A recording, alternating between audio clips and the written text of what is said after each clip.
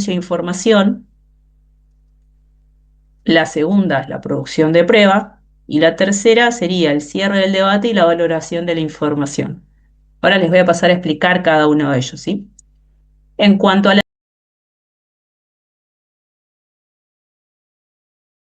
lo que inicia el debate oral, nosotros vamos a ver que independientemente de si es un juicio ante jueces profesionales o ante jurado popular, nosotros vamos a tener que, para ir a juicio, tener sujetos procesales indispensables, que va a ser el juez, que es quien va a dirigir la audiencia, el fiscal, quien va a sostener la acusación, y el defensor. Bien, y en algunos casos más complejos, nos va a pasar que vamos a tener varios acusadores, es decir, el Ministerio Público acompañado de particulares damnificados.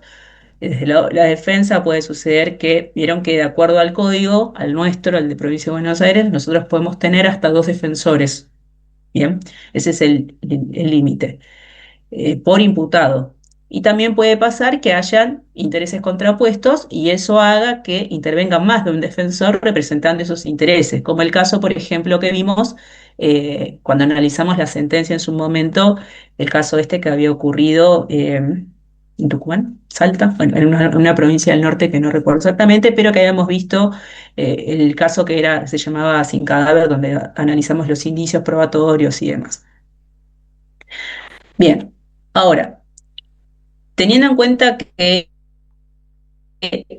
sí o sí tienen que existir, digamos, en el debate estos sujetos procesales, la función de cada uno de ellos va a estar delimitada constitucionalmente y procesalmente. Bien, eso es importante que ustedes lo sepan.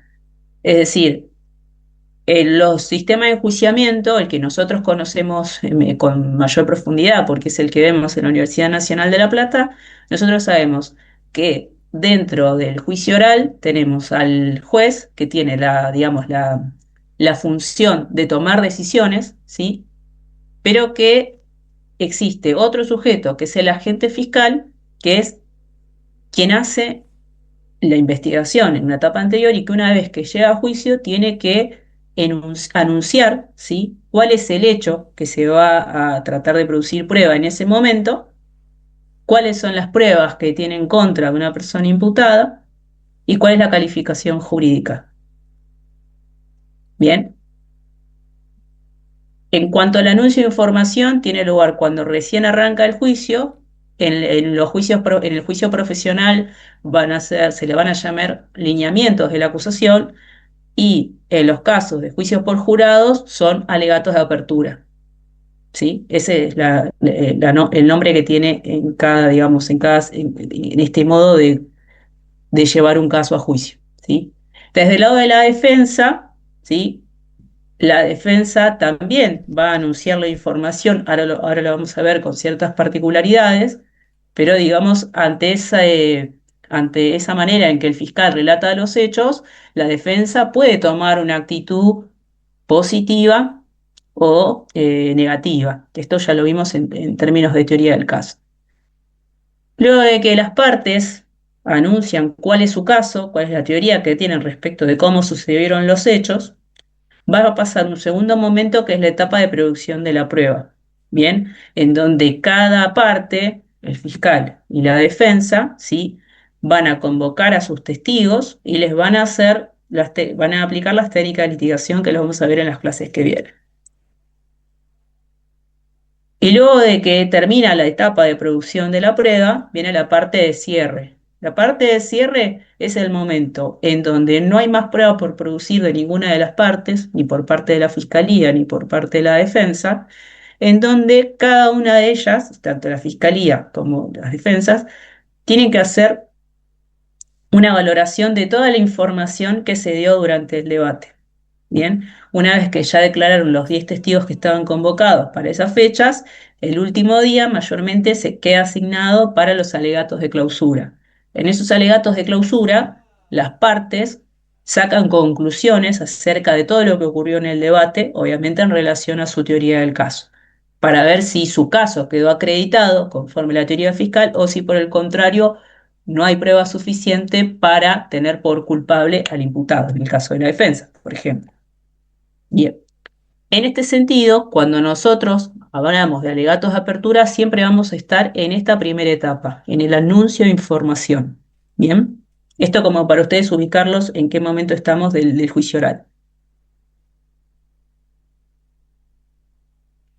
El alegato de apertura es una versión simple, ¿sí?, de los hechos, que al mismo tiempo tiene que ser persuasiva, ¿sí?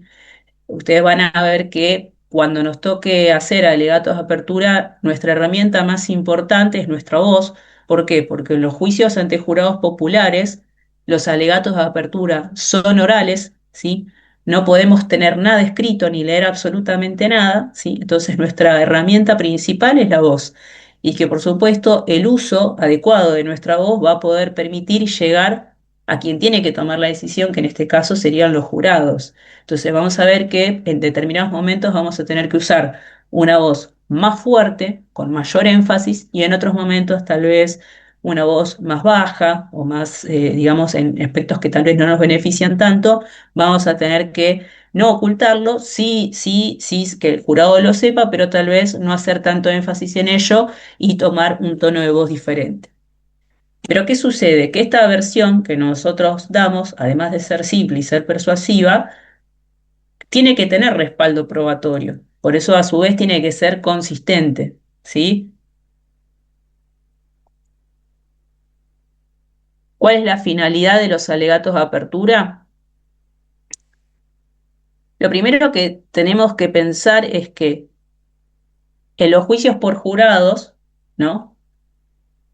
Las personas que terminan siendo seleccionadas, que eso va a meritar otra clase, ¿sí?, van a tener la decisión sobre si una persona es culpable o no culpable. Entonces, más allá de que el juez dirige el debate, dirige la audiencia, quien tiene la decisión sobre los hechos va a ser el jurado. Entonces, digamos, los litigantes tienen que llegar al jurado, ¿bien? Tienen que convencerlos a ellos de que, de que el caso sucedió de determinada manera o de otra, ¿bien? Entonces, esa es la primera oportunidad que tiene el litigante, ¿para qué? Para poder contar una historia, ¿bien? Para poder hacerlo de modo interesante y también hacerlo de una manera organizada, de una manera ordenada. Es decir, no es solo contar los hechos, sino hacerlo de una manera que pueda, que el jurado sepa qué es lo relevante de todos esos hechos novedosos que está conociendo en ese momento. Y al mismo tiempo, también es ser breve. A veces los abogados nos extendemos mucho hablando, tratando de demostrar cierta solvencia o cierta sapiencia, y tal vez eso, digamos, tal vez es más adecuado en algunos ámbitos en donde tiene que decidir un juez profesional, pero en otros ámbitos como este, en el que tiene que decidir un jurado popular, tanta formalidad, ¿sí?, hace que el jurado se desconecte con los hechos. Entonces, por eso es importante cuál es la historia que voy a contar, cómo lo voy a hacer, cuáles son las palabras que voy a usar, de qué manera voy a llegar al jurado, cómo le voy a indicar al jurado qué es lo importante del hecho, ¿sí?, y cómo consigo además ser breve, o sea, no llenarlos de información, porque ¿qué sucede? Eh, la realidad es que los juicios por jurados, cuando se toma la decisión de que los casos se resuelvan de ese modo, se fijan fechas de audiencia. Es decir, supongamos que un caso dice, bueno, para este caso, un homicidio agravado, vamos a fijar 3 días de debate. Entonces, el primer día lo vamos a reservar para la selección de jurado, los alegatos de apertura y algunos exámenes directos. El segundo día vamos a reservarlo para el resto de testigos, todos los testigos que faltan, y el tercer día lo vamos a dedicar a los alegatos de cierre, a las instrucciones finales, y finalmente en ese momento se le va a dar tiempo al jurado para que delibere. Entonces, imagínense que en estos 3 días, digamos, un litigante tiene que tener estrategia de cómo le va a comunicar esa información. Bien. Tal vez, y también lo que nos va a suceder, que son, digamos, lo propio que sucede en los juicios orales, que muchas veces o los testigos no van, o no van en el orden en que los proponemos, los tienen que salir a buscar, vienen más tarde. Entonces eso también supone cierta alteración, ¿no?, en el relato o en el modo en que el litigante iba a presentar el caso, ¿sí?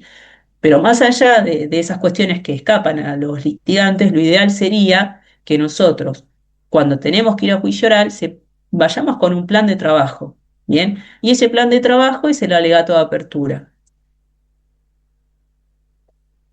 ¿Cuál es el Entonces, vínculo profe, de la... Sí, ay, perdón, perdón. Laura. Sí, sí, decime. No, lo que te quería consultar es que entonces cuanto más simple y claro sea el relato, mejor para nosotros también. Exactamente, Breve y exactamente. simple. Sí, ahora, y sí, justamente porque ahora yo les voy a mostrar algunos videos de algunos alegatos que se hicieron en simulacros, otros en casos reales, para que vean que en realidad eh, cuando nosotros tomamos palabras más complejas o sobre todo jurídicas, o sea que no lo bajamos a hechos, uno no tiene certeza de si el jurado entendió o no entendió lo que se está por debatir. Entonces, por eso es importante que nosotros tomemos de lo que vamos a contar la versión más simple posible, lo más llano posible y sobre todo que sea persuasiva. Y si es breve, mejor aún, ¿no? Obviamente va a depender del caso. Hay casos que Claro, son sumamente complejos, que vienen de años de investigación, mucha prueba documental. Imagínense, no sé, supongamos una estafa a un banco, a una administración pública, imagínense la cantidad de prueba que tiene. Entonces, bueno, seguramente hay casos que van a meritar un mayor esfuerzo por parte del litigante de, bueno, ¿cómo le explicó al jurado lo que pasó? ¿No? Obviamente, la idea es nosotros trabajamos, digamos, con cierta abstracción al principio, pero no necesariamente ese es el modo de trabajar en todos los casos, justamente porque hay casos que son mucho más complejos y que no, en algunos de ellos vamos a necesitar más tiempo y otros recursos, ¿no? Como para explicarle al jurado qué fue lo que creemos que pasó, sucedió. ¿sí? Claro. Bien, entonces, decíamos.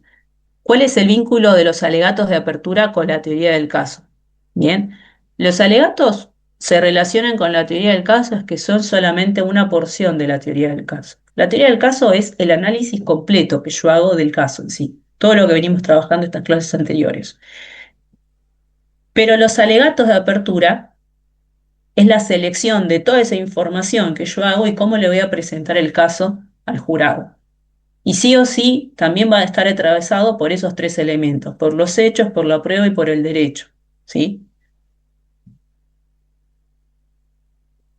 Las notas distintivas del alegato de apertura es que tiene que ser un relato claro, en lo posible tratar de usar capítulos. Recuerdan que cuando hablamos de capítulos lo relacionamos con los capítulos de los cuentos infantiles, por ejemplo, titular, temas de los que voy a hablar o de los que va a tratar el juicio. Ese relato tiene que contener las evidencias de las que voy a usar, bien, o las que le voy a presentar al jurado, un lenguaje simple y llano, empezar fuerte y terminar fuerte. Ahora vamos a ver a qué nos referimos con eso. Humanizar a las partes del conflicto. En este caso, si somos fiscales, no basta solo con contar nuestra versión del hecho, sino con que el jurado empatice con quien resultó víctima de ese hecho, ¿sí?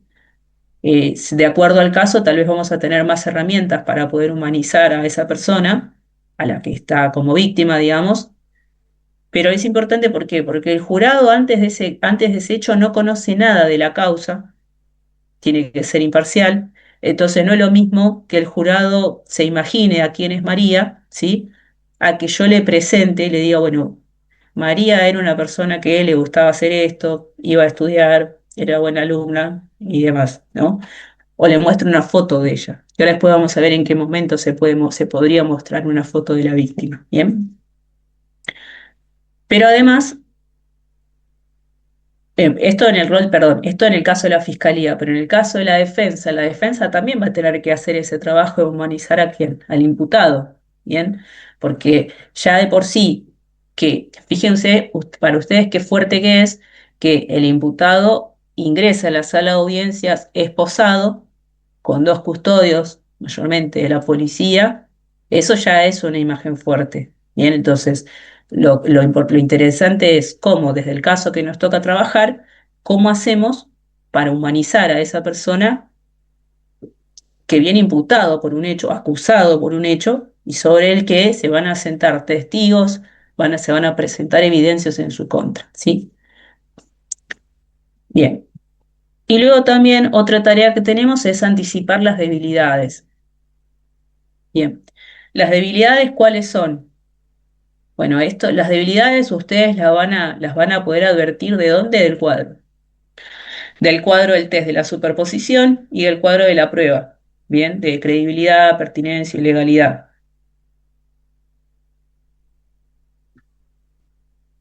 Por ejemplo, ¿cuál sería una debilidad? Una debilidad es aquella en la que genera, o sea, hay determinada prueba que podría no llegar a generar convicción en el jurado. Es decir, supongamos que estamos ante un caso de violencia de género, ¿no? Lesiones en contexto de violencia de género. Un hombre respecto a una mujer que viene imputado por lesiones graves. Imaginemos eso.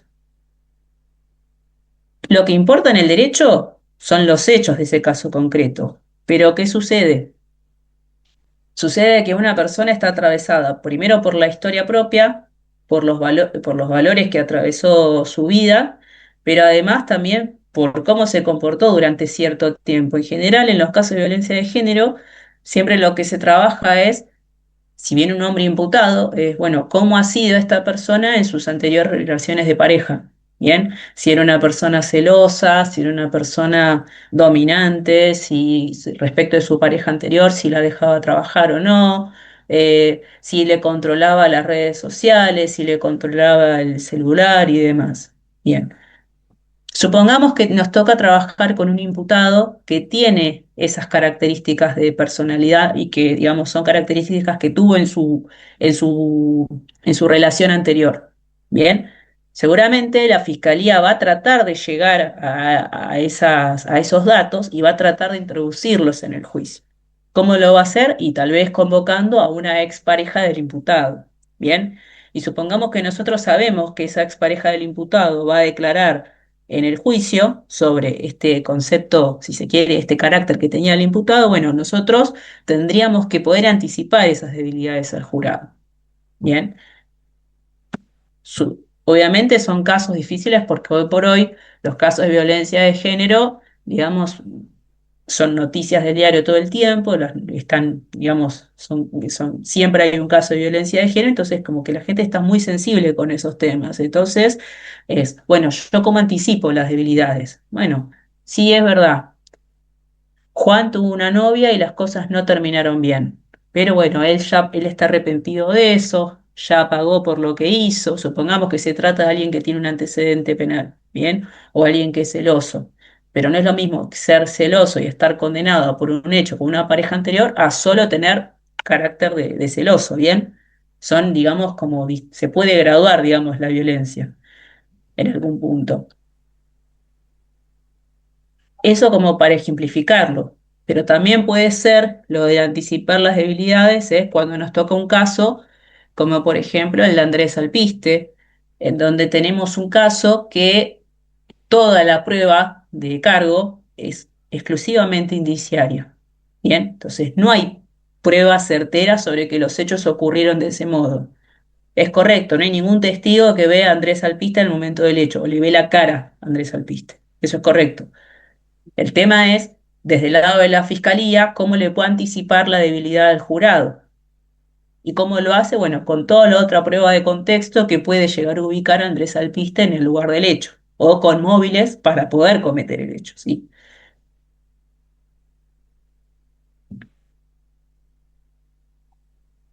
Estas serían, si se quiere, las notas más distintivas del alegato de apertura, lo que sí o sí tiene que tener.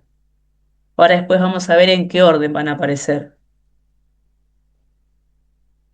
Si no se entiende algo, por favor me avisan o si quieren acotar algo se desmutean, saben que no hay ningún problema. Bueno, otro dato que se le debe sumar a los alegatos de apertura es el lema, ¿sí? El lema es una frase que usa el litigante, ¿sí? Que indica cuál es la línea de trabajo de la teoría del caso y que además es muy persuasiva. Es decir, ¿vieron cómo las noticias prenden la televisión, por ejemplo, y ven los graphs? Por ejemplo, no sé, eh, Sí, subió la nafta, ¿no? Esos son títulos. ¿no? Obviamente eso en materia penal no nos interesa, pero si nosotros tenemos que poder ubicar una frase que sea transversal a nuestra teoría del caso, tendremos que buscar aquella que trate de resumir lo más posible, ¿sí? De qué va a tratar el caso. Ahora vamos a ver en los videos que les voy a pasar que hay casos en donde se ve más patente el uso del lema y otros en donde no se usa. Pero el lema es, puede ser una que diga, bueno, no es no, ¿no? El lema ese de no es no ya, aunque todavía no haya un relato del hecho, lo que estaría indicando son mayormente los casos de abuso sexual, ¿no? En donde lo que se quiere evidenciar es que un no siempre es un no, ¿no? Cuestionando, si se quiere, el tema del consentimiento, ¿no? Anticipando que el caso va a tratar sobre eso, ¿bien? Pero no es que uno puede elegir cualquier frase al azar, sino que esa frase tiene que estar íntimamente ligado con lo que se va a discutir, ¿sí? Por eso, en cada caso concreto vamos a tener lemas diferentes y en algunos casos podemos no tenerlos, ¿sí? Bien,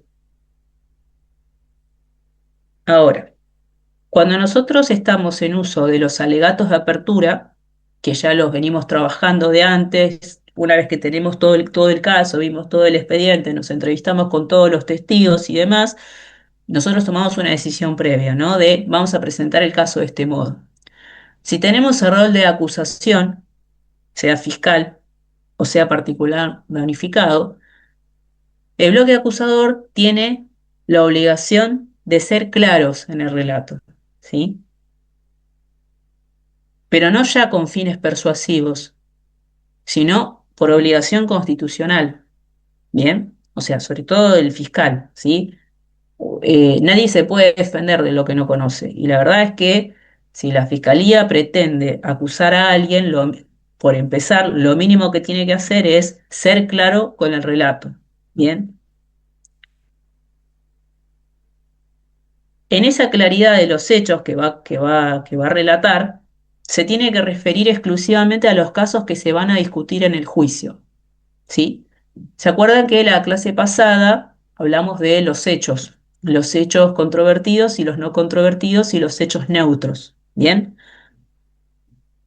¿Se acuerdan que dijimos que los hechos controvertidos son aquellos en donde las partes no se ponen de acuerdo, en donde se va a producir prueba, ¿sí? Esos son los hechos controvertidos. Y los no controvertidos son aquellos en donde, digamos, ninguna de las partes presenta objeciones a cómo ocurrieron y respecto de ellos no es necesario producir prueba. Ahora bien, ante, luego de que el fiscal exponga su caso y lo haga el particular unificado, va a venir el defensor, ¿bien? Y el defensor va a poder cumplir su función exponiendo su teoría del caso, ¿sí? Que esto también lo puse entre signos de interrogación, porque ¿qué sucede? Digamos, en algunos supuestos, y me ha tocado ver que a veces los defensores no quieren exponer cuál es su teoría del caso, y es válido igual, ¿bien? Pero, ¿qué sucede? Que, digamos, ¿por qué? Porque, digamos, conforme al derecho de defensa en juicio, puede ser a criterio del defensor tener como cierta, digamos, dentro de su estrategia, no anunciar cuál es su teoría del caso. ¿Por qué? Porque si no anuncia su teoría del caso, la fiscalía solo va a poder probar la prueba que hace a su teoría del caso, pero no va a poder desvirtuar nada en relación a lo que sostiene el defensor. Bien, esto lo he visto, por eso se los menciono. Pero en general, ¿qué sucede? La defensa va a optar, ¿sí?, por exponer su teoría del caso, ya sea positiva o negativa. ¿Se acuerdan que cuando hablamos de la teoría del caso negativa, habíamos dicho que era aquella en donde lo que buscaba el defensor era controvertir todos los aspectos que la fiscalía alegaba? Por ejemplo, el fiscal dice, Juan mató a Pedro. La defensa dice, no, Juan no mató a Pedro. Y así con toda la prueba, ¿no? En donde justamente lo que se va a controvertir es toda la prueba. Por ejemplo, que los exámenes de ADN no son concluyentes o que hay un margen de error o que no hay certeza sobre que el imputado estaba en ese momento en la escena del hecho, entre otros. O bien, por otro lado, puedes poner una teoría del caso positiva, en donde va a tratar de o inculpar a otra persona o generar, digamos, una historia alternativa. Por ejemplo, Juan nunca pudo haber cometido el hecho porque en ese momento él se encontraba de viaje, ¿no? Y presenta, por ejemplo, los boletos de avión de que no estaba en el lugar, ¿no? Pero digamos, esas son las funciones de las partes, tanto de la fiscalía como de la defensa. La fiscalía es poner el caso de manera clara y solo sobre los hechos controvertidos, y la defensa hacer el contrapunto, exponer su teoría del caso. Ahora bien, ante esta situación, ¿qué es lo que hace el juez? El juez va a tener un rol pasivo, ¿sí? Es decir, en esta primer parte, el juez, en los alegatos de apertura, digamos, él no puede, a su vez, exponer cuál es su teoría del caso, porque no lo puede hacer, ¿bien? Porque él justamente, como tiene que cumplir su rol con imparcialidad, quien está a cargo de acusar constitucionalmente es el fiscal, o sea que el juez no podría inmiscuirse en esa tarea. Pero además, también lo que tiene que hacer el juez es escuchar a las partes, ¿sí? Y controlar que no argumenten. Bien, esto genera mucho daño en la teoría del caso, ahora lo vamos a ver, porque una cosa es anunciar los hechos y otra cosa es valorarlos, ¿sí? Ahora lo vamos a ver en los videos que les voy a pasar. Eh, ¿por qué en los alegatos de apertura no se puede argumentar sobre la prueba? Porque justamente solamente es un anuncio de información y no hay producción probatoria. Entonces, mal podrían los litigantes valorar cómo sucedieron los hechos sobre prueba que todavía no se produjo. Bien, yo sé que por ahí es medio abstracto lo que estoy diciendo ahora, pero va a quedar más claro con los videos. Bien, bueno, si hasta acá más o menos se entendió, lo que sí me parece interesante mencionarles es lo siguiente. Eh, Acá lo que les estoy compartiendo es la estructura de un alegato de apertura, todavía mm, de manera abstracta. Bien. ¿Se acuerdan que yo les mencioné lo del concurso de litigación y demás? Que yo fui una de las primeras que participó del concurso representando a la universidad en el año 2015-2016, después como entrenadora, después como evaluadora por 3 años consecutivos y, digamos, y luego, bueno, por supuesto, siendo parte del observatorio, ¿no? Eh, Esta estructura que yo les comparto tiene que ver con cómo se litigan en los concursos de litigación los casos y sobre todo cómo se elaboran los alegatos de apertura, ¿sí? Ustedes van a ver que, digamos, en esta primer parte, si se ve, lo primero que se señala es el lema. En general, los casos, mayormente lo que uno recomienda desde la parte de litigación es que todos los casos deberían tener un lema, es decir, esta frase persuasiva y que sea simplificadora de todo el caso. Bien, poder anunciarla al principio y hacerlo hasta 3 veces en distintos momentos del alegato. Luego del lema vendría el relato de los hechos, es decir, de cómo creemos nosotros que pasaron los hechos y si somos acusadores, cómo lo vamos a probar, ¿no? Y hacerlo en términos asertivos. ¿Y usando qué? Proposiciones fácticas, o sea, oraciones de los que se pueda predicar verdad o falsedad, es decir, no valoraciones, ¿bien? Este relato tendría que contener el anuncio de las debilidades. Bien, esto que yo les dije, nosotros vamos a ver que de acuerdo al caso que tengamos, hay prueba tal vez más endeble, ¿sí? Entonces, nosotros tendríamos que anunciar la debilidad, digamos, en el medio del alegato, porque ¿qué pasa? Porque primero anunciar la debilidad en algún punto nos resta, pero nos restaría mucho más si se lo ocultamos al jurado. Entonces, si bien lo importante es que el jurado lo sepa, la idea es en esos momentos usar un tono de voz tal vez más bajo, como que pase desapercibido, como para que el jurado no se sienta que lo traicionamos o que le mentimos, pero decirlo en un lugar donde nos dañe poco, que mayormente es la zona del medio, ¿sí?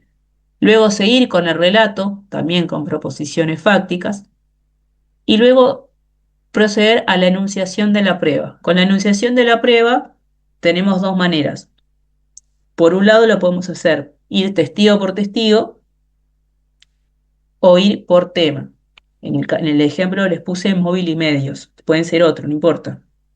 Vamos a explicarles. Por ejemplo, cuando nosotros hablamos de enunciación de la prueba testigo por testigo, estamos pensando en un caso, si se quiere, simple, en un caso de tres testigos, ¿no? En un caso de tres testigos yo puedo plantear el alegato de apertura enunciando los nombres, si se quiere, o los apellidos. Bueno, ustedes van a escuchar hoy a Juan López.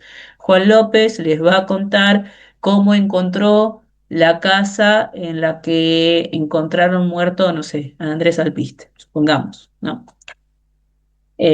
También van a escuchar al oficial de policía, que fue el primero en llegar al lugar e hizo, digamos, cerró todo el lugar y recolectó la prueba junto con la policía científica. Ahí estoy enunciando la prueba, todavía no la estoy valorando. Y por último, vamos a escuchar a María Flores, que era vecina de la víctima, que nos va a decir que existían problemas previos, problemas de pareja y escenas de celos constantes. Listo. Bueno, de esa manera yo enuncio la prueba, es decir, trato de que el jurado sepa que en determinados momentos va a tener que prestar atención. ¿Cuándo? Cuando declare Juan, cuando declare Pedro y cuando declare María. ¿Y por qué va a tener que escucharlo? Porque cada uno de esos testigos tiene información relevante para la causa, ¿sí? Esto lo podemos hacer en casos que son, si se quiere, más simples, ¿sí? En que tenemos pocos testigos. Pero supongamos que tenemos una causa muy grande, muy compleja, en donde hay mucha prueba, ¿sí? Y toda la prueba es importante, tal vez ir testigo por testigo sería lo menos aconsejable, ¿sí? Imagínense empezar por el testigo 1 y terminar por el testigo 24. Es un montón, el jurado ya lo perdimos, ¿bien? Porque es mucha información la que le estamos dando. Entonces, tal vez cuando estamos con una causa más compleja, lo importante es que nosotros podamos enunciar la prueba por temas, ¿sí? En general, puede ser como un gran tema el móvil y otro gran tema los medios, ¿sí? Supongamos que el caso es sobre homicidio agravado para procurar la impunidad, ¿sí? El crimen es causae. Bien, yo por un lado voy a decir, bueno, quiero que ustedes le presten atención. ¿Por qué? Porque Juan tenía un móvil para matar a Pedro. ¿Cuál era? Y le debía plata hace mucho tiempo, nunca le devolvía la plata. Él se quejaba todo el tiempo de que le había prestado plata en más de una oportunidad y no se la devolvía. Bien, entonces ahí en el móvil yo lo que voy a anunciar es que el móvil del imputado, ¿sí? Del encausado, es que hay un interés económico, ¿sí? Que como le debía plata, es, digamos, es el que tiene interés en que una persona pierda la vida. Y si yo quiero hablar de los medios, ahí en los medios yo puedo hacer referencia a toda la evidencia que señala al encausado como parte del hecho. Por ejemplo, aparte de decir que existía una deuda, en los medios de prueba voy a poder denunciar. Bueno, ustedes van a escuchar a la vecina que va a dar cuenta de que el día 5 de junio del 2026, antes de que encontraran muerto a Pedro, hubo una discusión previa en donde se decía devolveme la guita o te mato. Y que esa discusión duró 5 minutos y fueron con gritos muy fuertes que escuchó casi todo el barrio. También lo van a saber a través de la denuncia al 911, el llamado que lo hace otra vecina que al escuchar gritos, si bien no puede determinar qué es lo que se dicen, se asusta y por eso llama a la policía. Luego lo van a saber a través de la declaración del policía Gómez, que cuando ustedes lo van a escuchar, que les va a decir a ustedes que cuando llegó a la escena del hecho vio sangre en el piso, en la entrada del domicilio. Bueno, entonces, ¿yo qué hago ahí con esa presentación del caso? Estoy separando por tema, ¿no? ¿Cuáles son los aspectos que abastecen los medios comisivos, ¿sí? Los medios o el móvil por el cual se mató a determinada persona. Y por último, lo que va a contener el alegato de apertura o tendría que contener es la petición, ¿sí? Cuando a nosotros nos toque un caso de juicio por jurados, tenemos que saber lo siguiente, lo que yo se los anticipé recién, que los jurados son jueces de los hechos y el juez profesional es juez del derecho, ¿sí? Es tarea del jurado de determinar si una persona que viene, digamos, en carácter de acusado, si es culpable o no culpable, ¿sí? Bien, ¿eso qué significa? que lo que el jurado tiene que determinar es si los hechos existieron y si esos hechos los cometió la persona señalada. Bien, el jurado no tiene obligación de fundar su decisión, ¿sí? Después lo vamos a ver en una clase especial de jurados, pero no tiene la obligación de explicar por qué llega a esa decisión. Solo se le exige, ¿sí?, que haya una discusión previa con el jurado completo, y que esas decisiones se tomen o por mayoría o por unanimidad, dependiendo a la pena en expectativa, ¿sí?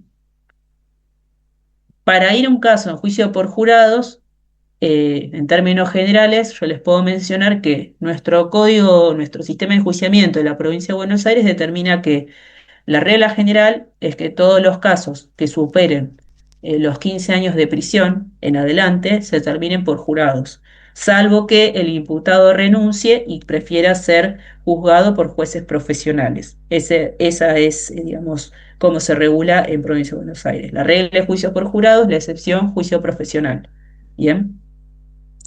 Ahora, ¿qué sucede? Que nosotros dentro de los delitos, nosotros vamos a ver que hay delitos de penas divisibles y penas no divisibles. ¿Cuáles serían los delitos de penas divisibles? Los delitos que tienen escalas penales, por ejemplo, que van de 4 a 8 años, por ejemplo. Bien, son divisibles porque se pueden dividir en años, meses y días. Bien. En cambio, las penas no divisibles son aquellas en donde no hay manera de que se pueda fraccionar la sanción punitiva, en este caso que la prisión perpetua. Bien, entonces nosotros tenemos que ver que hay determinados delitos que tienen prisión perpetua, bien, y hay otros que van a tener pena divisible. Si la pena es de prisión perpetua, el jurado en Provincia de Buenos Aires tiene que tomar decisiones por unanimidad para declarar la culpabilidad. Y si se trata de penas superiores a 15 años, ¿sí?, se le exige mayoría, o sea, 10 votos sobre 12. Esto como dato para que ustedes sepan.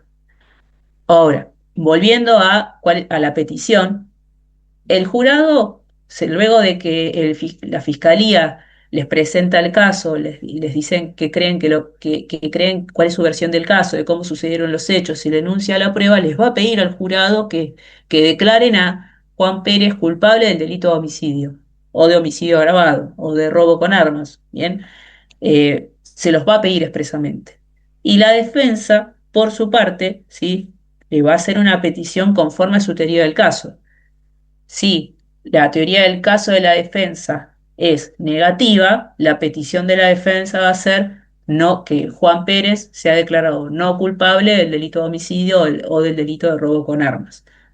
O bien, supongamos que la teoría del caso de la defensa sea una causa de justificación, por ejemplo, una legítima defensa, ahí la defensa lo que va a explicitar es: yo le voy a solicitar al jurado que lo declare no culpable del delito de homicidio por haber actuado en legítima defensa.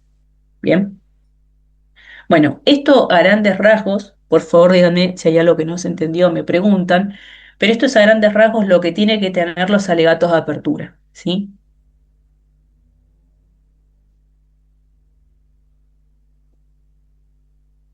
Y si esto se comprendió, lo que nos faltaría ver es el concepto de estipulaciones probatorias. Bien, Hasta acá ¿qué se entendió sucede? por aquí perfecto. ¿Mm? Bien, bueno, Lino. Así. Bueno, entonces, si lo anterior se comprendió, lo que tendríamos que hacer ahora es hablar sobre el concepto de estipulaciones probatorias o también llamadas convenciones probatorias, ¿sí? Bien, las convenciones probatorias, ustedes lo que tienen que saber que son acuerdos de las partes. Las partes son fiscalía, defensa, particular unificado o varios codefensores, ¿sí? ¿Qué sucede? Que los acuerdos solamente pueden recaer sobre los hechos, no sobre la prueba. ¿Bien? ¿A qué voy? A que, digamos, el ejemplo que yo les pongo siempre, supongamos que lo que se está discutiendo es de la fiscalía apunta a un homicidio simple y la defensa va por una legítima defensa. de lo que no va a haber controversia es lo que existe una persona muerta. Entonces, si ese hecho es no controvertido, las partes no tienen obligación de ofrecer prueba para probar ese extremo. Entonces, ¿qué es lo que les conviene hacer? Convenir estipulaciones probatorias, en donde la fiscalía se pone de acuerdo con la defensa para decir que no va a ser objeto de prueba que el día 5 de junio del 2026 Juan Pérez fue encontrado muerto en la calle con un balazo en el pecho, por ejemplo. Ese es un hecho. Lo que se entiende entonces, eso no se va a discutir. ¿Y por qué es importante? Porque, digamos, sobre las estipulaciones probatorias, es decir, sobre los hechos que no están controvertidos, no va a haber producción de prueba, ¿sí? Y las partes, una vez que acordaron eso, luego no pueden desdecirse en la etapa de juicio. ¿Bien? Se supone que las estipulaciones probatorias van a tener lugar, o sea, es decir, se pueden negociar. Vieron que el proceso penal tiene etapas. Es decir, nosotros tenemos la investigación penal preparatoria, la etapa intermedia, la etapa de debate oral y la etapa de ejecución de la pena. ¿Qué sucede? El fiscal tiene tiempos procesales para investigar. Cuando ese plazo se vence en los términos legales o incluso digamos, cuando pide la prórroga, el fiscal solo tiene dos opciones: o sobresee o eleva la causa a juicio, ¿sí? Si considera que tiene una causa para elevar a juicio, ¿sí? eh, las partes, o sea, la fiscalía con el defensor pueden ir negociando, o sea, pueden ir viendo sobre los aspectos sobre los que no se va a producir prueba, pueden ir hablándolo. Pero ¿cuándo se van a presentar? En el momento de la audiencia preliminar. Que la audiencia preliminar es obligatoria en los casos de juicio por jurado en provincia de Buenos Aires y tiene lugar en un momento anterior al debate oral, ¿sí? En este contexto de la audiencia preliminar, las partes, ¿sí?, delante del juez que va a resolver, van a decir, bueno, nosotros estamos de acuerdo con que no vamos a discutir este hecho, que Juan fue encontrado en la vía pública con un disparo en el pecho. ¿Bien? Entonces van a dar sus fundamentos sobre el juez, qué es lo que tiene que controlar, que efectivamente haya un acuerdo de ambas partes, ¿sí? De la fiscalía y de la defensa. Si la fiscalía hace esa propuesta y la defensa se opone y lo dice expresamente, el juez no puede acordar, porque justamente ¿qué es lo que falta? El acuerdo. Ahora, supongamos, hay un acuerdo de la Fiscalía y la Defensa y se lo expresan oralmente, lo que el juez tiene que controlar es que no haya vulneración a garantías constitucionales, ¿sí? Por ejemplo, si quieren negociar que el imputado dijo tal cosa y es autoincriminante, bueno, ahí va a tener una limitación el juez para poder hacer esa convención probatoria. ¿Bien? La limitación va a estar en la Constitución, que está prohibida la autoincriminación. Entonces van a haber algunas cuestiones que no se van a poder acordar. Ahora bien, ¿qué sucede? Y esto también va a tener que ver con cada disposición del código, pero digamos de cada sistema de enjuiciamiento, que si bien las estipulaciones probatorias se presentan en la audiencia preliminar, también es posible que en el mismo juicio oral también se hagan estipulaciones probatorias, ¿sí? ¿Por qué? Porque se supone que cada parte cuando llega a juicio oral lleva prueba para producir determinada cuestión.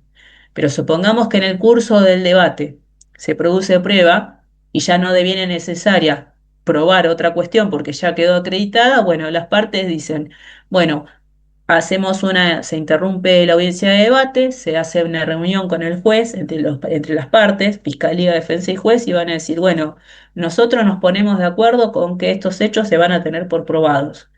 Y entonces la decisión esa del juez, que va a controlar estos extremos, va a decir si acepta o no las estipulaciones. Y si las acepta, entonces por lógica hay prueba, hay testigos que ya no se van a escuchar, o elementos de juicio que ya no se van a ver en la audiencia de debate, ¿por qué? Porque no hace falta probarlo, ¿sí? Porque ya hay acuerdo de que los hechos sucedieron de ese modo. ¿Hasta cuándo pueden tener lugar? Hasta antes de los alegatos de clausura, es decir, hasta el momento de producción de la prueba. Hasta el momento que declare el último testigo, hasta ese momento pueden hacer estipulaciones probatorias. Después ya no. ¿Por qué? Porque los alegatos de clausura se hacen sobre la prueba producida y sobre las convenciones. Entonces, todo lo que se hace hasta antes de ese momento puede estipularse probatoriamente y después ya no hay manera de que ingrese ninguna estipulación más. ¿Se entiende hasta acá esto? Bien, Sí, sí. Sí.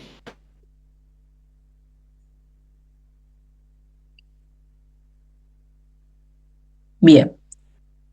Bueno, ahora mi intención es pasarles algunos videos, pero bueno, yo no sé ustedes cómo están por ahí de tanta información. Por ahí podemos hacer un break de 5 minutos y empezar con los videos, si les parece, y si no, seguimos de largo, con lo que ustedes prefieran. ¿Qué quieren hacer? Hacemos un ¿Un break? descansito. ¿Un descansito? Bueno, hagamos Sí, así, 5 minutitos y vemos los videos. ¿Les parece? Ahí nos vemos. perfecto. Y bueno, Bueno, profe, sí, 5 minutos, por fin.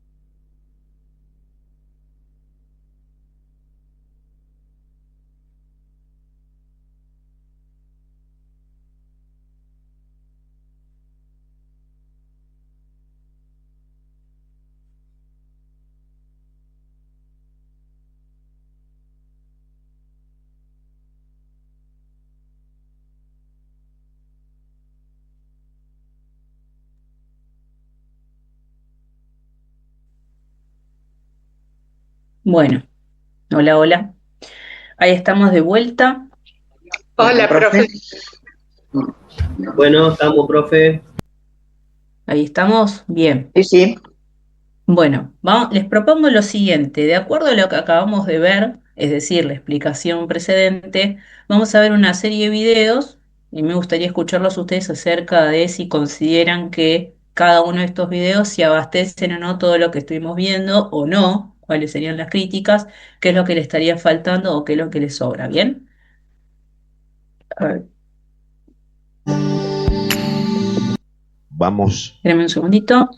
y al Ministerio Público Fiscal representamos al Ahí va, ¿eh? Martínez Cataregui, ¿Se escucha? representamos al Ministerio Público Fiscal. Medio bajito, por lo menos. Sí, sí, se escucha.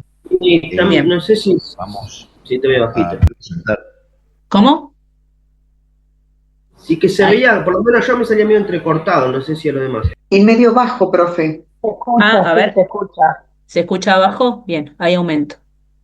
Desde el video, sí, gracias.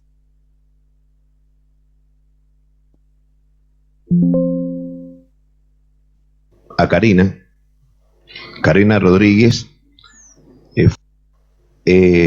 Vamos a representar al Ministerio Público Fiscal y vamos a representar a Karina Rodríguez. Fue la víctima en un hecho muy grave. Ella falleció, de acuerdo a cómo surgen de las pruebas, de un disparo de arma de fuego, que también, como ustedes habrán escuchado, está fuera de discusión que el disparo lo efectuó el señor Lucero. La hipótesis del Ministerio Público Fiscal es que el día 21 de noviembre del año 2019, a la siesta, ¿no?, Karina estaba atendiendo una verdulería que queda a pocas cuadras de acá. Fue ultimada de un disparo. No había necesidad de tirarle. La mataron por una balanza, un parlante, las pocas monedas que tenía y 3 botellas de vino. ¿Por qué les digo que no había necesidad? Bueno, lo que también surge de las convenciones probatorias es que antes de ir a robar, fueron al lugar. El señor Lucero fue con 3 personas más, de las cuales una de ellas era el hijo. Estas 3 personas ya están condenadas, reconocieron su responsabilidad, los condenaron, pero cuando fueron la primera vez, se dieron cuenta que ella estaba sola. No había necesidad de ir con un arma cargada. Una mujer que estaba con su hija, la mataron adelante de su hija que tenía 12 años. En un crimen inexplicable. Ya estaban, el resto de la banda estaba arriba del Peugeot con las cosas que le robaron. Pero le robaron la vida. De eso se trata este caso. Ustedes han tenido la posibilidad única. Muy pocas personas pueden cumplir el rol que ustedes cumplen, el de ser jurados. Se van a dar cuenta lo difícil que es la función que nos toca a los fiscales y a los jueces, el decidir sobre las pruebas. Espero que sepan que esto surgirá de las pruebas. Nosotros sabemos que a ella la mataron porque tenían que procurar la impunidad. Gracias.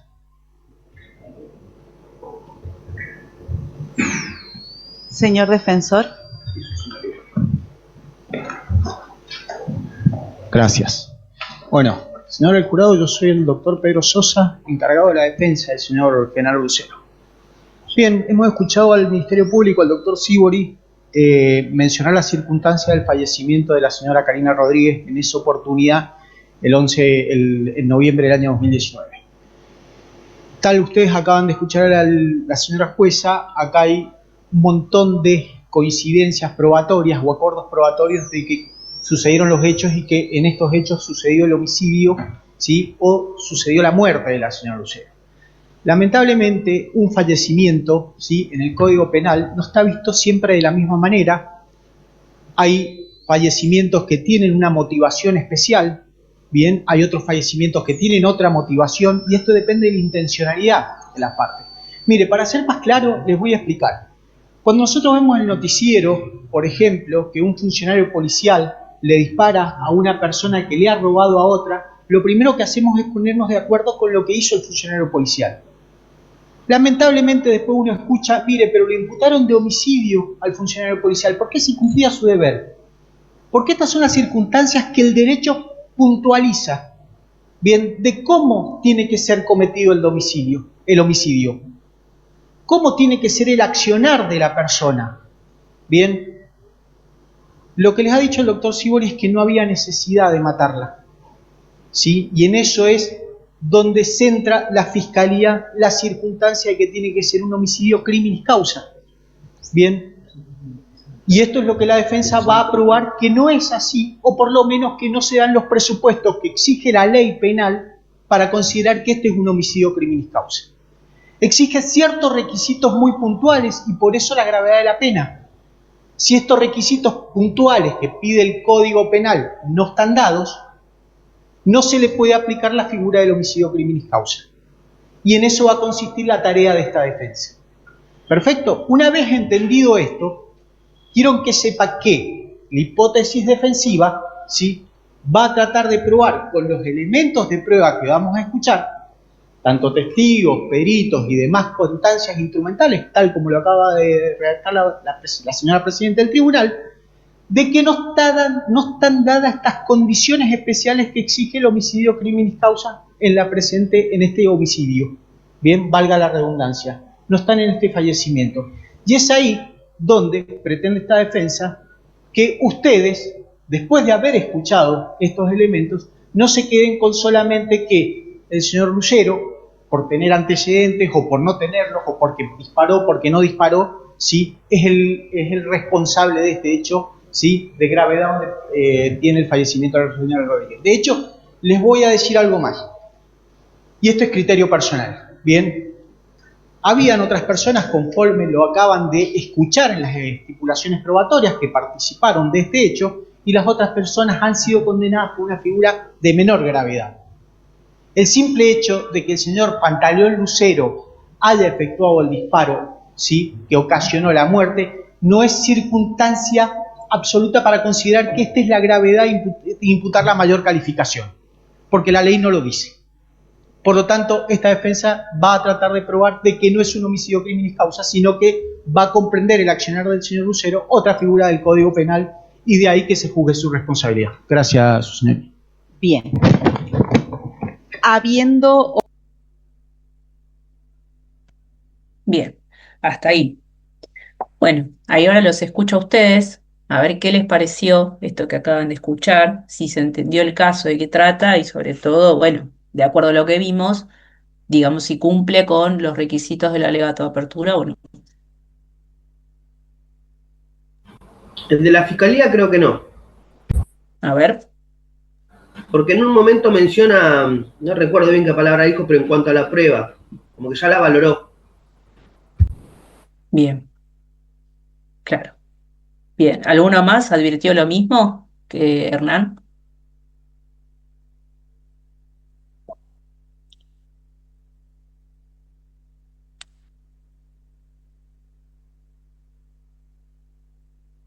Bueno, acá para que vean, este es un caso de la vida real, este es un caso que se litigó en Mendoza, en donde se supone que la jueza acaba de leer las convenciones probatorias, que no se ven en el video, pero que ya las leyó.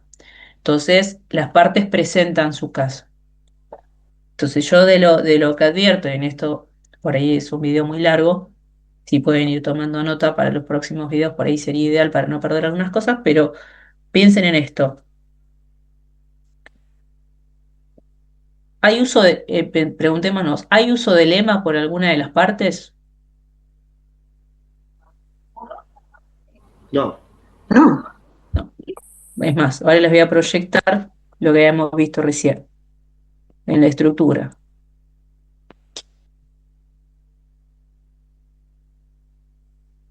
Bien, no hay uso de lema. ¿Hay proposiciones fácticas?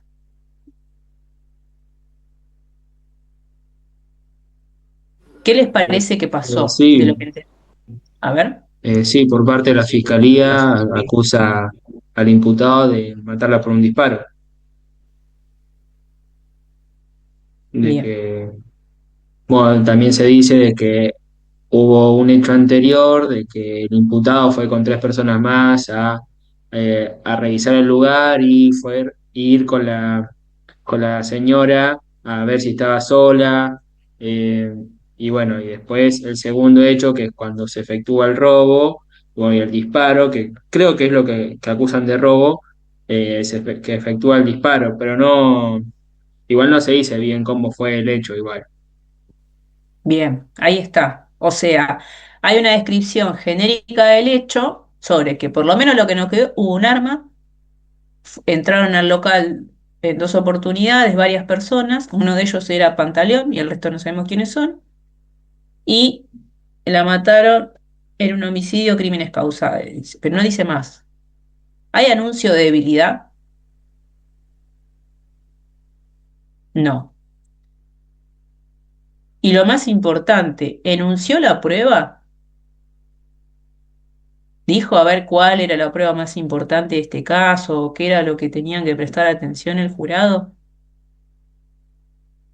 No, de lo que ustedes recuerden, del video.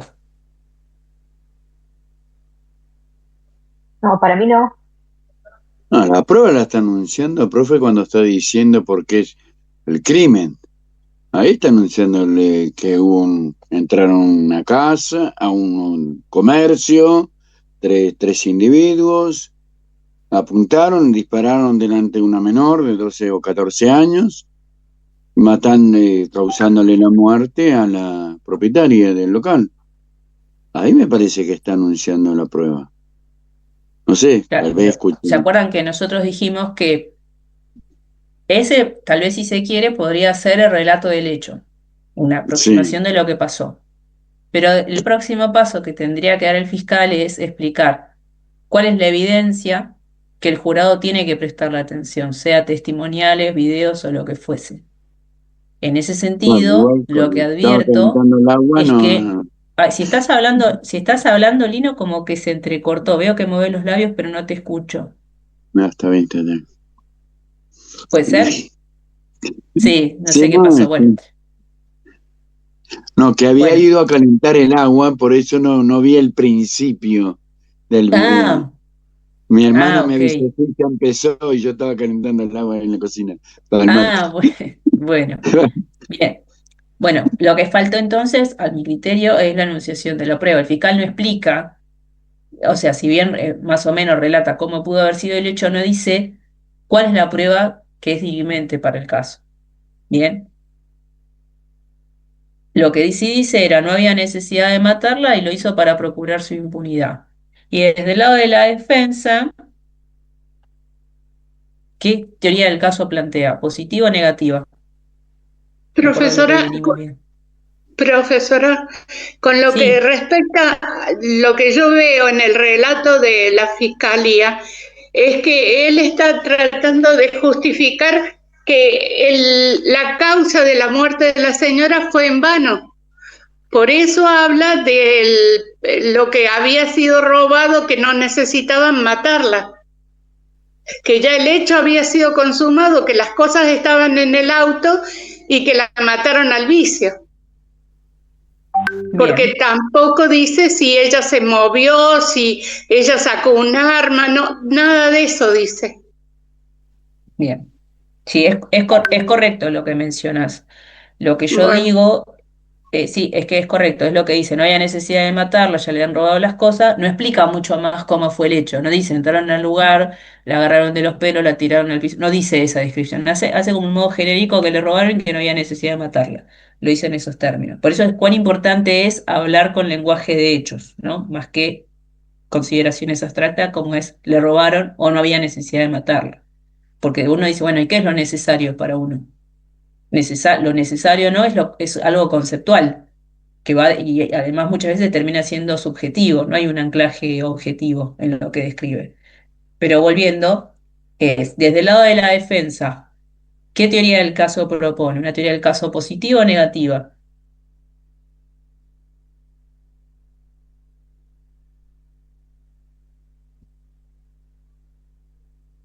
¿O de lo que entendieron ustedes que planteó el defensor? Desde el lado de la defensa está Negativa. dando una positiva. Positiva porque está diciendo que no hay un crimen y causa, que no se efectúa un crimen y causa. Está pidiendo que se quite ese artículo, ¿no? Quiere Bien, dar abajo eso por lo que se le estaba poniendo, ¿no? bien. Ahora, bien, ahora lo que yo quiero charlar con ustedes es esto. O sea, si la imputación, la acusación es homicidio, crímenes causae, porque es así, ¿se acuerdan que en derecho penal, parte especial, nosotros tenemos una discusión entre el agravado del 80, ¿sí? Que es el crímenes causae propiamente dicho, y el 165, ¿bien? Que es el latrocinio. Entonces, si dice el crímenes causae, está hablando del agravado del homicidio, ¿bien? Ahora, la defensa lo que viene a decir es que a su criterio no se dan los presupuestos para tener por probado el homicidio agravado. Y que por eso ellos van a considerar que se sea aplicado un delito de menor gravedad. Ahora, no dice cuál es el delito de menor gravedad. Bien, entonces eso abre la puerta a que o va a ir por un homicidio simple o va a plantear otra cuestión que no sabemos qué es. Entonces, yo lo que noto es que son, digamos, los Y dos además hace alegatos. referencia a que... Sí, te escuchas, perdón. Ah, no, No se que no sé escucha, si me andan los auriculares o no. Que también hace ahí. referencia a que los demás que estaban con él ya fueron condenados. ¿Se escucha o no se escucha? Por momentos No, sí, por momentos que no. además él hace referencia a que a los demás eh, compañeros, si no lo escribo de último, no pasa No, no, nada. habla. Ahora sí se escucha, dale. Lo escribo. Que decía que además él hace referencia a que a los demás compañeros de este hombre los condenaron por penas menores, como justificando que él tiene que tener también una pena menor. Bien, Exactamente, yo considero que él está tratando de decir que se equiparen la pena, que a este señor no se le aplique mayor pena, ya que hacían el trabajo todos los compañeros y él. En ese caso, que solamente a él se le aplique la mayor pena, no, que se le aplique la pena que se le aplicó a los otros. Pero tal bien. vez sería el coautor el del hecho. Entonces por ahí le dan la pena mayor y no se le puede aplicar la misma pena. Me parece a mí, ¿no?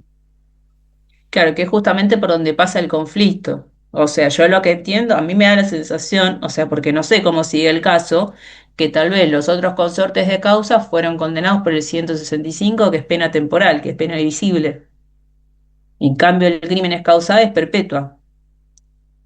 Entonces, me da la sensación de que si le dieron otra... le dieron una pena... Acá estaba viendo, dice, no sé si se escuchó algo, pero lo que decía es que él hace referencia a que los demás tuvieron una pena menor, aclarando que él debería tener una pena menor que nada tenía que ver si él había sido quien disparó. Claro. ¿Se acuerdan que estaba leyendo un mensaje de la compañera? ¿Se acuerdan que en el 165 y el crímenes causae lo que se discutía es qué era lo que se juzgaba?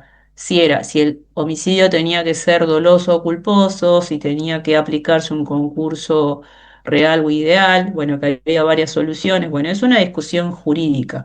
Lo que pasa es que cuando nosotros optamos por discusiones jurídicas, ¿sí? Ante un jurado popular, tenemos que ser más precisos.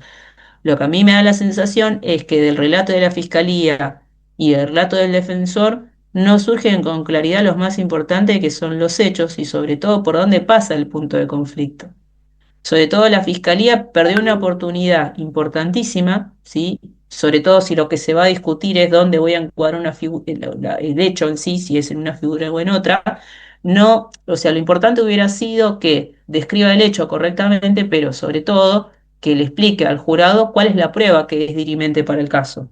Bien, y desde la óptica de la defensa también se queda en que dice, bueno, no van a poder probar esto porque no sean los requisitos y es otra figura, pero no la dice. Entonces, como que en ambos casos se quedan a medias con los alegatos. Bien, bueno, y a mí me parece que justamente tal vez lo más criticable es que estos son juicios reales y que, digamos, estos espacios que tenemos de litigación es importante que nosotros los aprovechemos para decir, bueno, tengo que apuntar el caso de otra manera o trabajarlo de otra manera porque si yo le presento un caso así el jurado no me está entendiendo, ¿sí? Está bien que nos falta escuchar las convenciones probatorias, ¿no? Pero digo, de lo que vimos no se entiende todavía qué es lo por dónde pasa el punto de conflicto.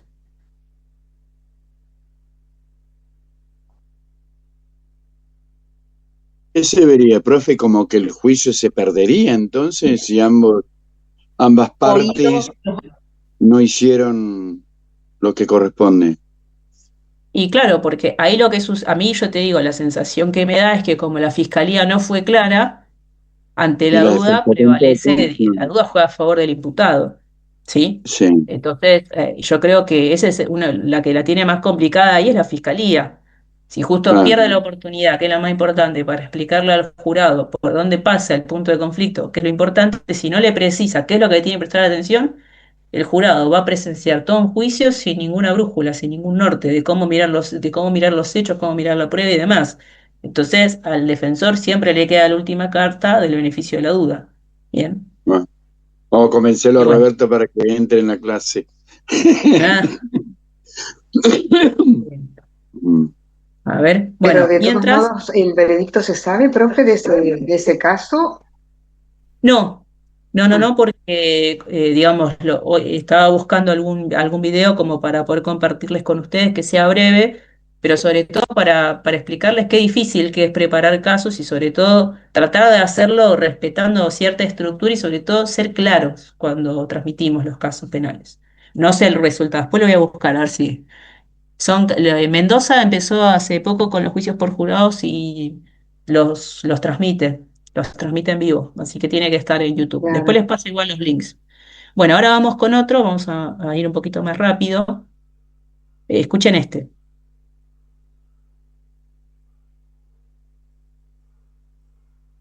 Buenos días. Lo hartó y decidió matarlo. Si ustedes me preguntaran qué es lo que pasó y qué es lo que voy a probar yo hoy, se lo podría resumir con esa frase. Lo hartó y decidió matarlo. El 5 de marzo del año pasado, en la casa de Tomás Retamal, en calle Socorro 792, acá a 20 cuadras, había un grupo de amigos conocidos viendo el partido de Boca, 11:30 de la noche, estaban tomando cerveza y pasó lo que hoy vamos a ver acá. Estaba Tomás Retamal, el dueño de casa, José Páez, dos hijos de José Páez, Cristian Iván y José Ezequiel, estaba Flavio Ponce, estaba Fabián Curima, que es la víctima de este suceso, y estaba Leonel Rosito, que llegó un poco más tarde que el primer grupo. Curima estaba borracho, molesto. Curima es una persona que cuando se emborracha se pone molesto. Primero empezó a molestarlo a Ponce, lo invitaba a pelear, y Ponce se lo sacó de encima y le dijo que no le interesaba y no le siguió la corriente. Y después le empezó a molestar a Rosito.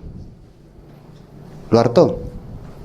Lo molestó tanto y se enojó tanto Rosito que sacó un cuchillo con una hoja de 25 centímetros del tipo carnicero y lo atacó. Lo atacó para producirle la muerte. La primer lesión que le produce Rosito en ese ataque a Curima es una lesión que le entró por las costillas, el sector intercostal del tórax del lado izquierdo, por las costillas del lado izquierdo, le atravesó las costillas y le perforó un pulmón. Esa lesión ya de por sí hizo que perdiera mucha sangre en el lugar y que perdiera mucha sangre en el interior del cuerpo. Después se los comentará el médico que los operó. Ya esa lesión era una herida mortal. Curima se cayó de donde estaba sentado. Rosito es mucho más grande que Curima, ya lo van a poder ver. Y solo atinó a decirle: pará, gordo, pará, loco, pidiéndole que detuviera su ataque. Y Rosito no lo hizo, porque ya tenía decidido matarlo, porque estaba harto de Curima, que es un pesado cuando se emborracha. Y entonces lo siguió atacando con el cuchillo.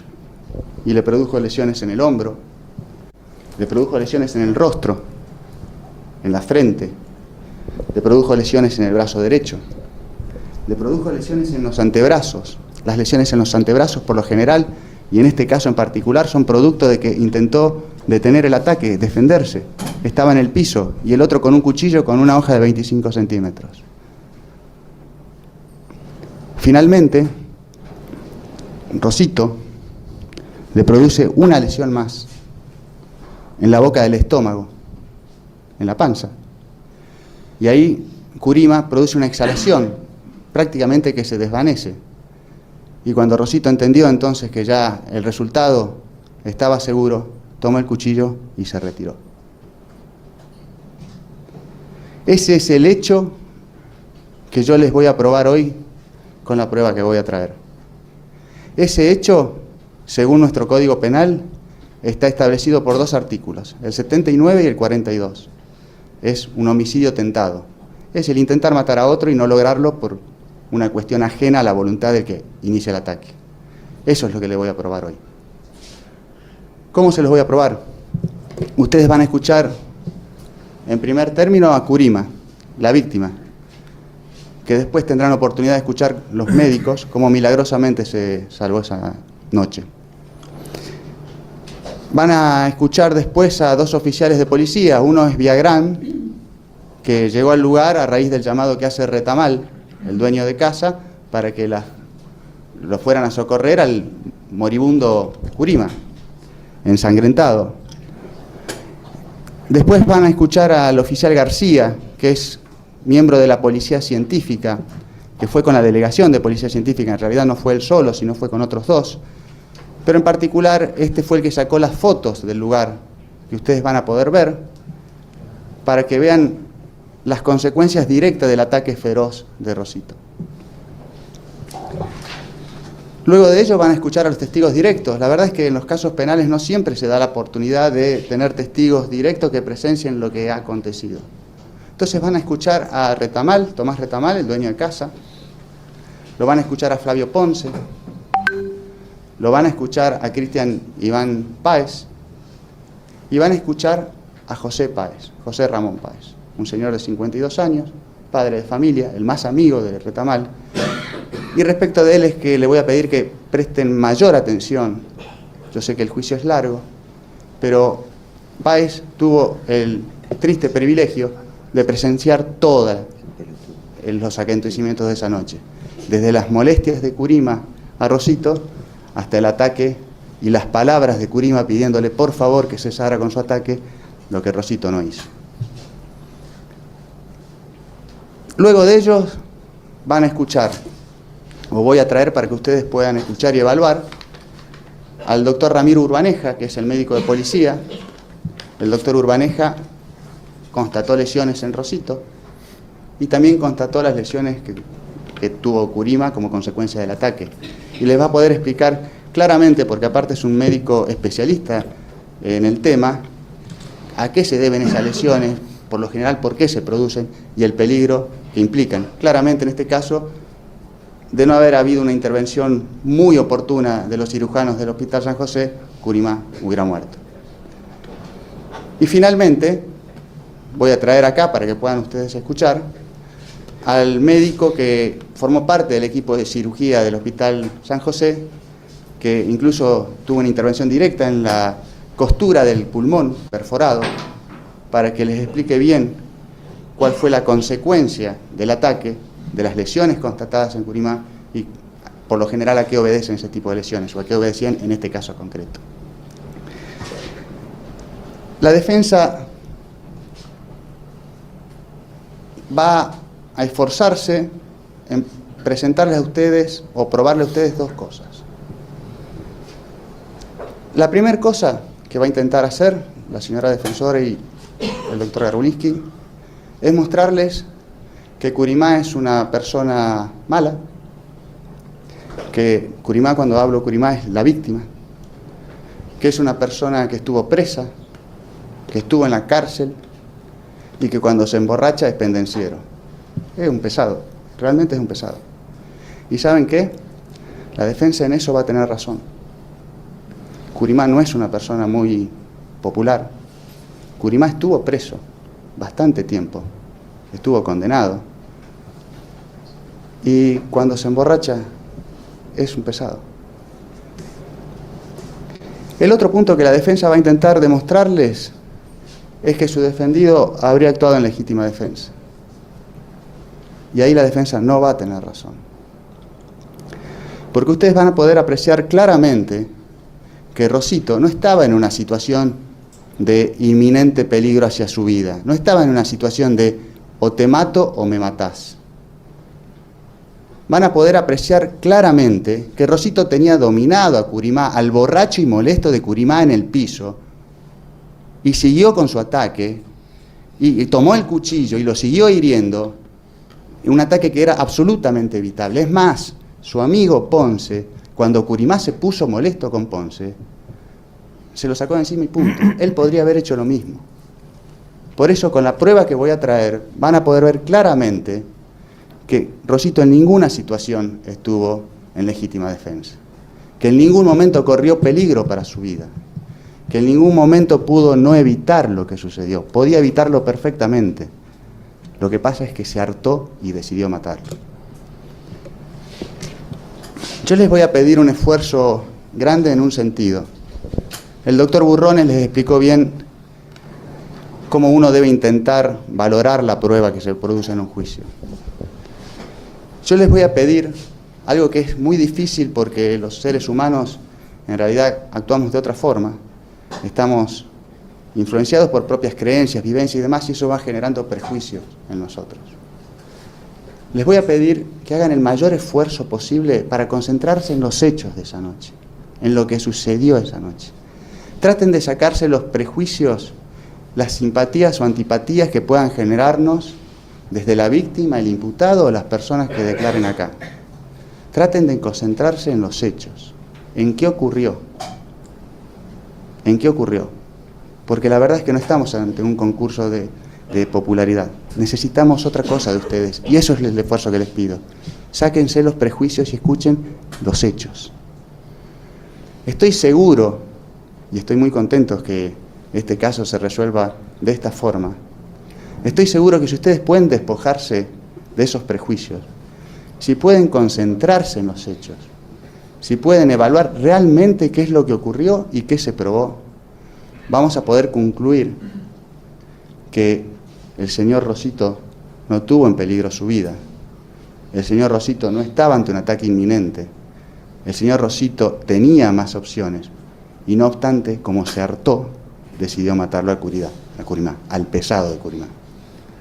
Y es por eso que al final del juicio les voy a solicitar que lo declaren culpable de tentativa de homicidio. Gracias. Bien, ahí está. Se hizo un poco largo, pero bueno, ese nuevamente es un caso real. En aquel momento, el que habla en su momento era el agente fiscal Pablo Santamarina, hoy es defensor general de Pergamino, ¿sí? Y bueno, justamente lo que tiene él es que, bueno, él es docente de litigación de la UNOVA y vemos cómo se nota la diferencia en cuanto a la presentación del caso. Bien, así que yo les propongo hacer el análisis de lo que acabamos de ver de acuerdo a la estructura que vimos. Después me van a quedar unos videos que no los vamos a llegar a ver hoy, se los voy a compartir para el grupo para que lo vean ustedes después en otro momento, y puedan hacer este checklist, digamos, de lo que acabamos de ver, digamos, si se verifica o no. En cuanto a la estructura, ¿este alegato tiene un lema? Sí, arrancó con un lema. Sí, ¿Cuál Lo es? ¿Se repitió varias veces. acuerdan? Se hartó y lo que mató. mató y lo mató. Lo, Sartori claro, lo mató. lo hartó y Lo decidió hartó. matarlo. Ahí está. Bien. Bueno, y vean ustedes qué importante que es tener un lema y que este lema no solamente lo dijo al principio, sino que lo fue repitiendo varias veces. Bueno, este es otro tema que yo no me acuerdo si se los mencioné, pero es importante que cuando nosotros usemos un lema, los efectos persuasivos, es importante mencionarlo al menos 3 veces en el mismo contexto del alegato de apertura, porque eso queda resonando en la psiquis del jurado al momento de tomar una decisión. Y en este caso tomó un lema que atraviesa el caso penal y él empieza a hacer un relato de proposiciones fácticas. ¿Qué les pareció? Fue bastante descriptivo, ¿no? En su relato. Sí, Sí, Para mí la sí, hizo sí. bastante larga con la prueba, como que la debería haber enumerado más concretamente, para mí. Bien, No, Pero me parece que es una aparte, estrategia que usó para el jurado de reiterarlo y de insistirlo. bien, como para para, focalizar. Claro, Bien, para Elena. mí también trató de demostrar que Rosito actuó con bronca, con rabia contra la víctima. Entonces eso lo focalizó bien para que el jurado tome conciencia de que no fue un acto de defensa, fue un acto de bronca, de violencia hacia la Bien. víctima. Bien, ahí vamos con otra cuestión que va surgiendo. Pero bueno, a mí lo que me interesa, ahora vemos el tema de la prueba, pero vieron que la diferencia es que acá tenemos relato, acá tenemos proposiciones fácticas, como que está desagregada toda la información. Empieza, él, por ejemplo, explica, luego de decir el lema, bueno, dice el 5 de marzo del año pasado, señala el lugar, miren que esto es muy importante para quienes asuman el rol de acusadores, ¿sí? El lugar del hecho. Dice, era la casa de Retamales, estaba reunido un grupo de amigos, entonces es como bastante descriptivo, ¿bien? Porque se trata de personas que no conocen nada del hecho y que justamente la primera oportunidad, el primer contacto con el caso es este, ¿bien? Profe, y ahí que Y luego la de defensa, Lino, profe, ahí la defensa ¿qué iría? ¿Por una emoción violenta de Rosito hacia Curima? y en principio la fiscalía, o sea, no vimos todavía la defensa, pero lo que dice la fiscalía, digamos que este es un poco lo que también lo que quería trabajar con ustedes, se anticipa a lo que puede llegar a decir la defensa y le dice, seguramente la defensa les va a querer decir que este caso fue en legítima defensa, pero ustedes tienen que saber Claro, que él se estaba defendiendo, estaba tirado en el piso. Bueno, sí, ojo con sí, eso. ¿Por qué? Porque ¿se acuerdan que yo les dije que a veces la teoría del caso, los defensores a veces la anunciaban y otras veces no la anunciaban? En sí, general, cuando, el momento en que el fiscal se entera cuál es la teoría del caso de la defensa es un momento anterior al juicio oral, que es la audiencia preliminar, que es esta audiencia que todavía no vimos, pero que en términos generales dijimos que es aquella que tiene lugar para depurar toda la prueba de legalidad, pertinencia, credibilidad. Que sí, en esa audiencia se reúnen las partes, litigan toda la prueba, ¿sí? Y si hay convenciones probatorias, las fijan en ese momento. Bien, pero para resolver esas cuestiones, si bien la defensa no está obligada a revelar cuál es su teoría del caso, sí es necesaria para que el juez tome decisiones, ¿sí? Porque de acuerdo a la teoría del caso de la defensa puede saber si la prueba es importante o no es importante, ¿sí? Entonces, supongamos que nosotros somos fiscales de este caso y ya tuvimos la preliminar y la defensa ya anticipó que va a ir por una legítima defensa. Bien, ahora en el juicio oral, bueno, es correcto que el fiscal se haga cargo de eso, pero si no lo sabe, es muy riesgoso, porque como bien señalaste vos, Lino, tal vez la defensa podría ir por una emoción violenta, que no lo sabemos todavía claro, porque no escuchamos la contraparte. Pero claro, sepan claro. también que, qué sucede en este caso concreto. En el caso fiscal, y esto sépanlo no solo para juicio por jurado, sino para cualquier otro caso que se litiga ante jueces profesionales, cuando el fiscal plantea un caso y la defensa va por una causa de justificación, la fiscalía tiene dos obligaciones. Por un lado, probar su caso, su hipótesis acusatoria, y por otro lado, desvirtuar la teoría del caso alternativa, la que está planteando la defensa, decir por qué no hay legítima defensa. Por eso en este caso es correcto lo que hace el fiscal y dice, para mí pasó esto, y describe todo y señala la prueba. Pero además, Ustedes van a ver que no había legítima defensa, que es lo que les va a decir la defensa por estas cosas. ¿Bien? Esa es una obligación que tiene la fiscalía, digamos en términos probatorios, ¿sí? Porque después esto, si esto se resolviese ante un juez profesional, el juez profesional sí tiene que explicar cuáles son las razones, o sea, los fundamentos por los cuales llega a la decisión y tiene que explicar por qué toma una teoría del caso y descarta otra, ¿sí? Bien. Y después, otra cosa que quiero señalarles es que este alegato sí anuncia la debilidad, ¿sí? La anuncia. Vieron que les dice que Rosito era un pendenciero, que siempre que tomaba se ponía violento. Bueno, él anuncia la debilidad, pero también les dice, por eso es importante cómo anuncia la debilidad, también les dice que, digamos, que eso no les nule la visión, o sea, que no lo sesgo, que no les genere sesgos discriminatorios. Bien, ahí está, Cristian dice, estuvo preso, borracho y pendenciero, claro. Ahí como que Bien, humaniza también, ¿no? A las partes, una parte que usted decía que había que humanizar a las partes, el fiscal como está sí. humanizando ahí. Exactamente, Hernán. Muy bien, muy buen el aporte. Por eso es importante, bueno, a veces nosotros tenemos que buscar la manera de cómo humanizamos el conflicto. Está bien, seguramente lo van a presentar como un pendenciero y un borracho, pero, o sea, no es que porque uno tiene ese carácter cualquiera lo puede matar o es el justificativo para matarlo. Ahí es la estrategia de cada uno, digamos, de los litigantes, de cómo introducen la debilidad y tratan de generar empatía del jurado. Bien, Disculpe, ahora, profe. De hecho, perdón sí, que la interrumpa. De ahí, de hecho, no, por incluso favor. hace una comparación del doctor que dice que sucedió lo mismo con otra persona que estaba ahí, pero que no llegó a esa cuestión de agredirlo con un cuchillo, cosa que sí hizo la otra persona. Y que dice como que aparte de humanizarlo, dice que, bueno, hay una situación similar que no pasó por lo mismo. Entonces, como que ahí también es como que rebate lo que le pueda decir la otra parte. Lo tira como Exactamente, un...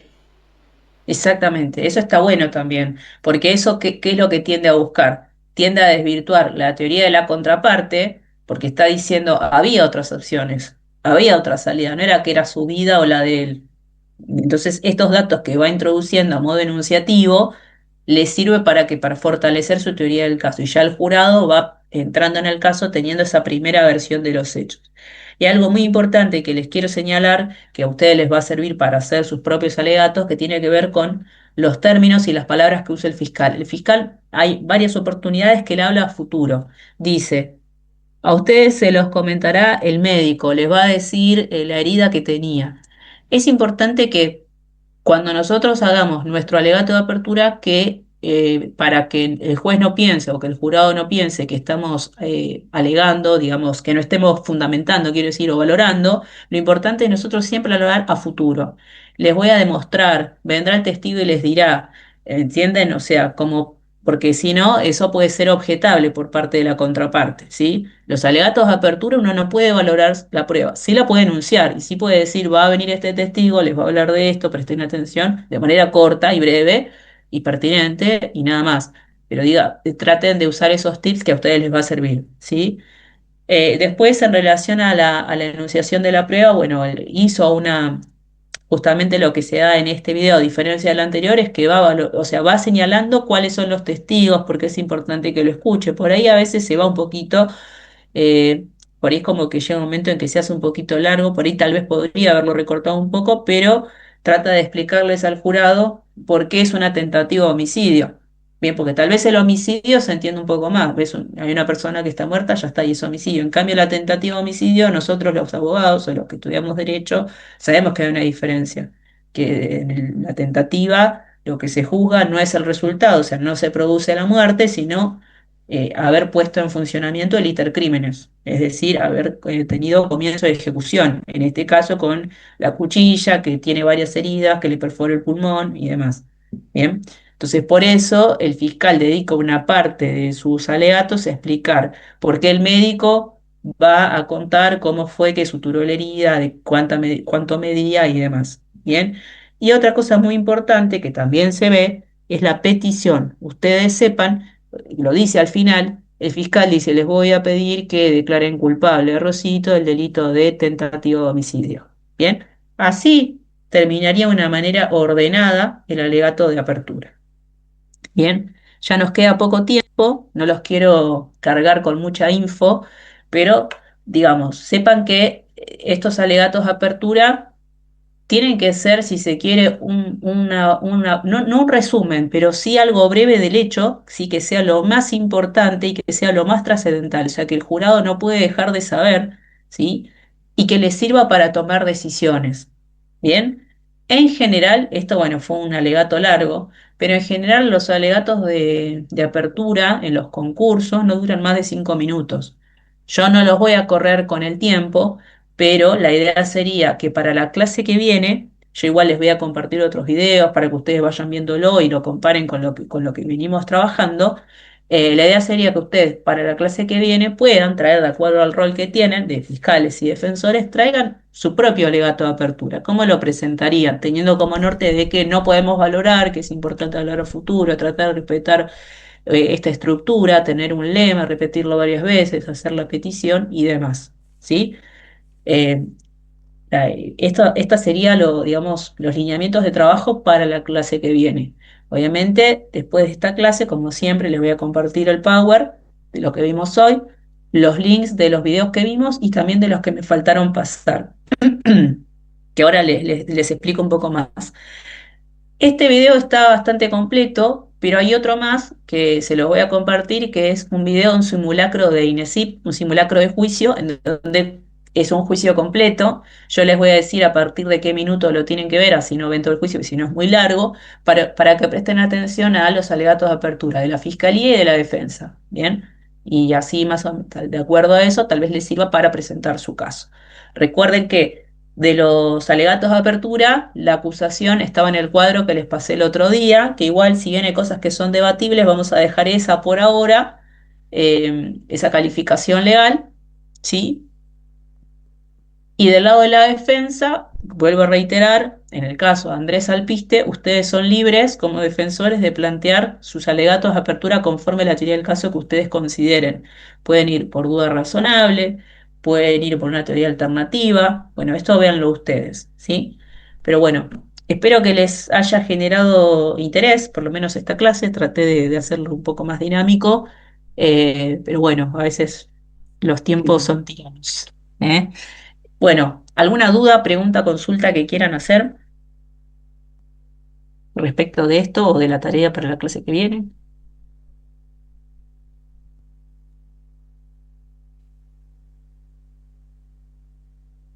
¿No? Bueno, mejor entonces.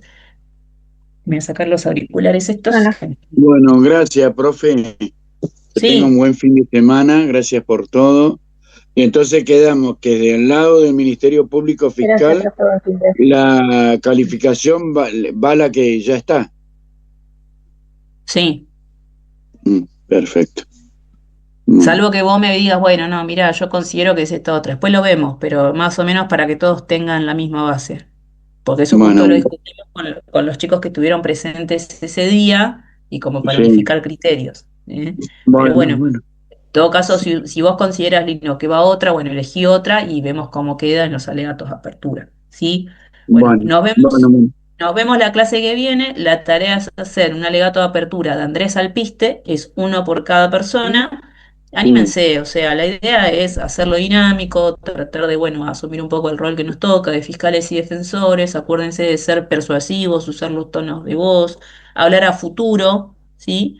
Y sobre todo que quede claro cuál es el hecho, ¿eh? Eso concretamente. Así que bueno, y cualquier duda, consulta, me escriben, no tengo problema, traten de que no sean los fines de semana y en horarios, digamos, normales, que no exceda las 8 de la noche para no alterar a los compañeros que por ahí cursan y demás. Y en el grupo están los libros de consulta. Creo que está Moreno Holman para teoría del caso, está Baiterman y Guche para todos los otros aspectos, después está el manual de litigación. Bueno, cualquier cosa a disposición como siempre. Gracias por quedarse hasta el final. gracias, profe, Buen como fin de siempre. semana y hasta el jueves que viene. Bueno.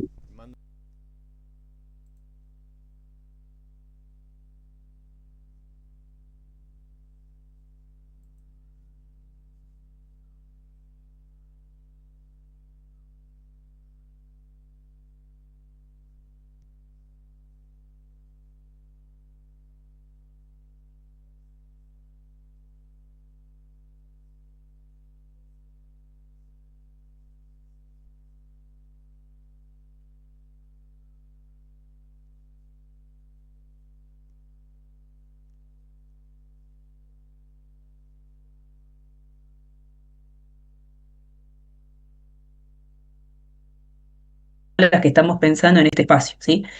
En este espacio del taller me refiero. Para eso es importante tener en cuenta que lo que nosotros estamos aprendiendo ahora va a estar dirigido al juicio oral, ¿sí? Si bien la teoría del caso nos va a servir para medidas cautelares, para la audiencia preliminar y para el juicio oral, de aquí en más, todas las técnicas que vemos en adelante van a ser exclusivas para el juicio oral, ¿bien? Entonces, independientemente de cuál sea el sistema de enjuiciamiento, ¿sí? El juicio oral tiene cierta lógica estructural, tiene fases, ¿sí? Que vamos a denominarlas genéricamente en tres. La primera va a ser el